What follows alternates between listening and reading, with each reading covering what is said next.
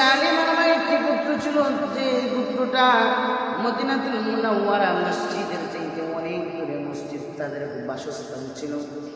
একবার যখন তারা দেখলো মদিনা মুনাওয়ারার সামনে পাশেই একটি জমি খালি হলো, জমি বিক্রি করবে মানুষ, তারা জমি ক্রয় করে ওই জায়গার মধ্যে মদিনা মুনাওয়ারার পাশে পাশে আসার জন্য তারা চেষ্টা করলো।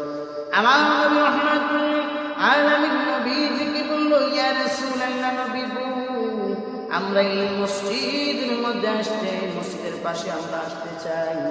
নবী আমার বলেন, ও বনি সালিমার পুত্ররা, শোনো শোনো শোনো, তোমরা যে মসজিদের মধ্যে আসবা, তোমরা এখানে না আসিয়া তোমরা যে জায়গার মধ্যে আসো বর্তমানে ওই জায়গার মধ্যেই থাকো।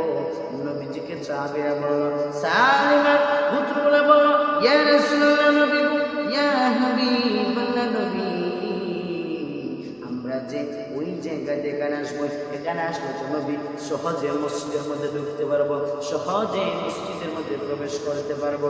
নবী আমার বলেন, ও আমার সাহাবীরা, তোমরা জানো না তোমরা যে অনেক দূরে রয়েছো, ওই দূর থেকে তোমরা যখন মসজিদের মধ্যে আসবা, তোমরা যত কদম দিয়ে হাঁটবা, কদমে কদমে আমার আল্লাহ তাআলা তোমাদের আমল নামাজ সব লিখে দিবেন। সুবহানাল্লাহ।